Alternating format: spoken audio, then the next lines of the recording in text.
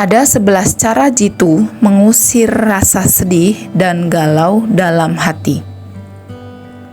Setiap orang pasti pernah merasa sedih. Namun, seberapa sering dan seberapa intens kesedihan yang Anda rasa? Jika terus berlanjut dan berlebihan, hal ini tak boleh Anda sepelekan, sebab bisa jadi yang Anda alami adalah gejala depresi.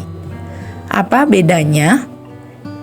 Yuk cari tahu dalam ulasan berikut.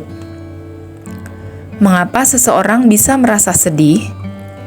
Sedih adalah emosi naluriah yang dapat dirasakan setiap orang. Kesedihan bisa menghampiri Anda sesekali atau bahkan hampir setiap hari. Tergantung pada apa yang sedang terjadi dalam hidup Anda. Secara umum, kesedihan muncul ketika ada sesuatu hal tidak berjalan sebagaimana mestinya, sesuai rencana atau sesuai keinginan. Alhasil, membuat Anda merasa tidak berdaya dan putus asa. Konflik, kegagalan, kematian, dan kehilangan adalah beberapa hal yang paling sering membuat manusia sedih. Di sisi lain, melihat, menyaksikan, atau mendengar orang lain yang sedang sedih juga dapat membuat Anda merasakan emosi yang sama. Terlebih, jika Anda memiliki rasa empati yang tinggi, Anda cenderung akan lebih peka terhadap perasaan dan pikiran orang lain. Misalnya, ketika Anda melihat ada seseorang yang tertimpa musibah, Anda akan benar-benar merasakan nelangsa tersebut dan memikirkan bagaimana ketika Andalah yang berada pada situasi tersebut. Rasa empati yang Anda miliki membuat Anda bisa sangat memahami kesedihan yang dialami oleh orang lain. Cara jitu mengusir rasa sedih. Merasa sedih itu wajar, tapi tidak baik juga jika dibiarkan sampai berlarut-larut.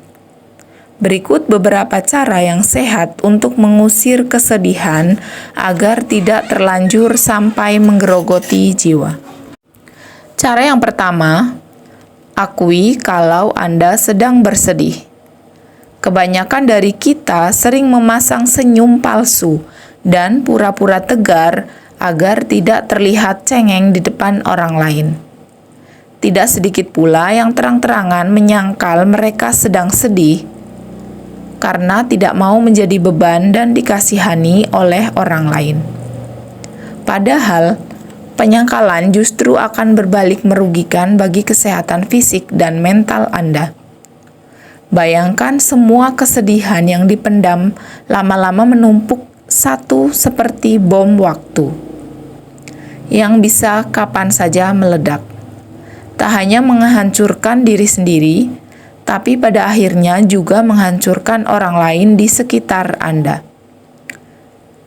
Oleh sebab itu, akuilah jika Anda memang sedang bersedih. Ingat bahwa kesedihan adalah reaksi normal setiap manusia. Jadi, tidak ada yang salah jika Anda merasakan emosi ini. Bila perlu, luapkanlah kesedihan Anda dengan menangis. Menangis akan membantu Anda merasa lebih lega. Cara yang kedua, renungkan apa yang membuat Anda bersedih. Setelah kondisi Anda agak membaik, renungkan kembali kesedihan yang Anda rasakan. Tanyakan pada diri sendiri, apa sih yang sebenarnya membuat Anda merasa sedih? Apa emosi tersebut muncul terkait kehilangan atau peristiwa yang tidak bahagia? Merenungkan dan memahami emosi yang Anda rasakan dapat membantu Anda melawan rasa kesedihan. Namun, jangan sampai malah jadi menghakimi diri Anda sendiri. Ingatlah bahwa kesedihan adalah bagian dari kehidupan dan selalu ada hikmah di setiap situasi yang Anda alami.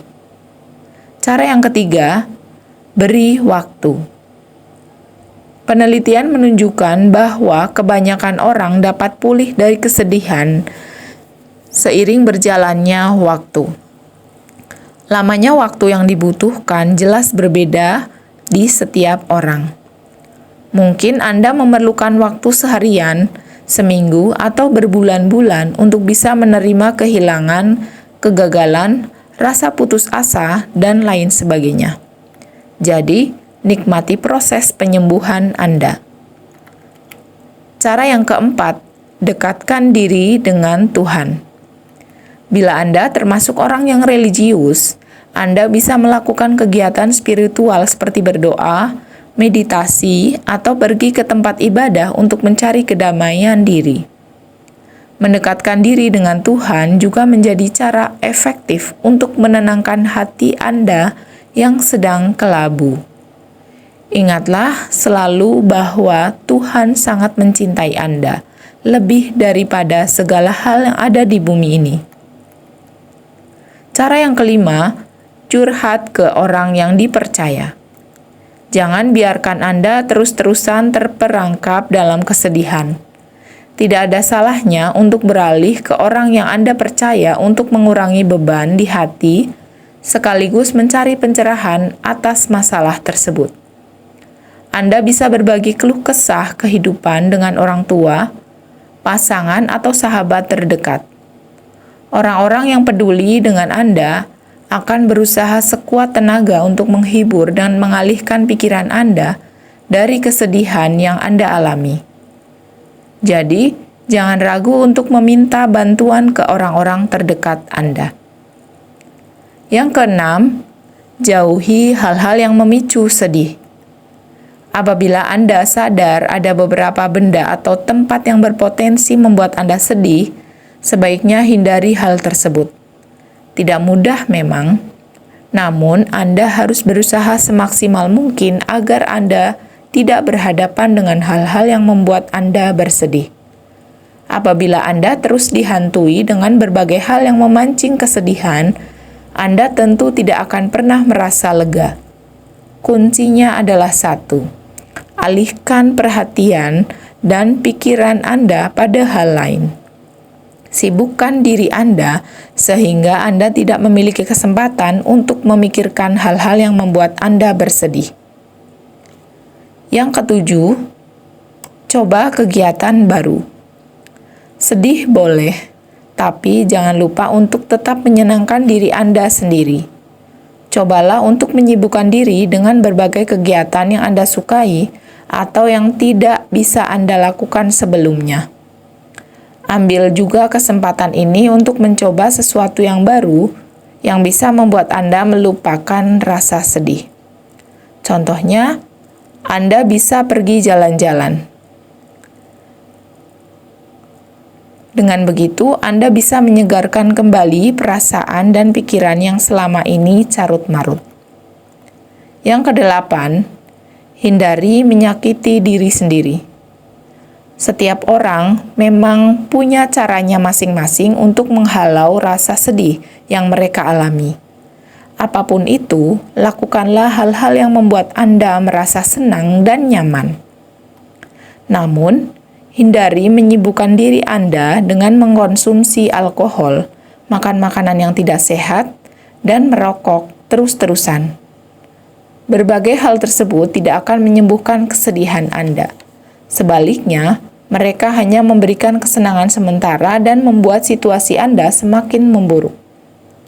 Ketimbang melakukan hal-hal yang membuat keadaan semakin buruk, sebaiknya terapkan pola hidup sehat agar tubuh dan pikiran Anda bisa berangsur membaik.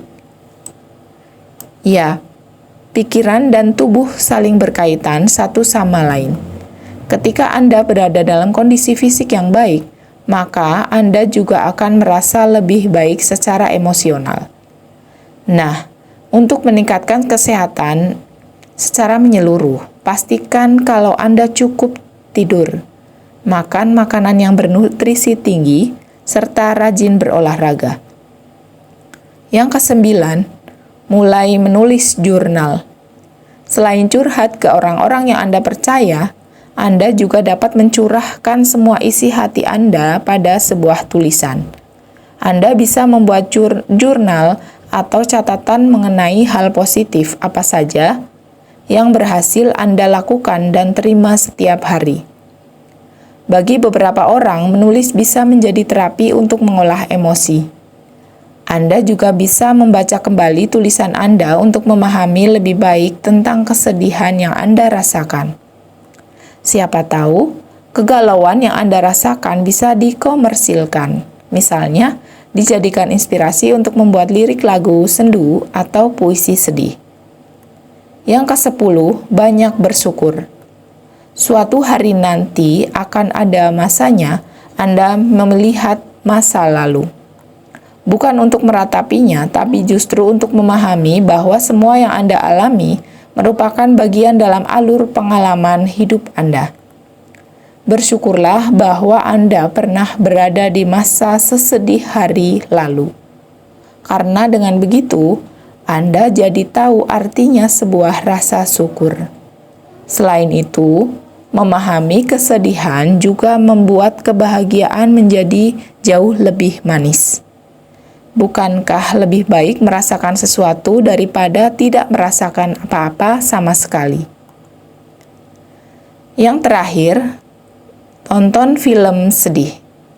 Selain yang sudah disebutkan tadi, ada cara lain yang bisa Anda lakukan untuk mengatasi rasa sedih. Ya, menonton film sedih. Selama ini, Anda mungkin mengira kalau nonton film sedih justru bikin Anda semakin sedih.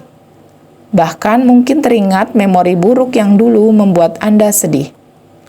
Namun kenyataannya, menonton film sedih justru bisa membuat Anda lebih cepat move on. Kenapa begitu? Ketika Anda menonton film yang memancing emosi, ternyata selama waktu itu otak kita akan melepaskan hormon oksitosin. Oksitosin sendiri sering disebut sebagai hormon cinta. Selain itu, hormon ini juga berperan penting untuk menciptakan keinginan bersosialisasi dengan orang lain, serta mendorong Anda untuk lebih berempati dan menyayangi. Terima kasih untuk hari ini, semoga bermanfaat.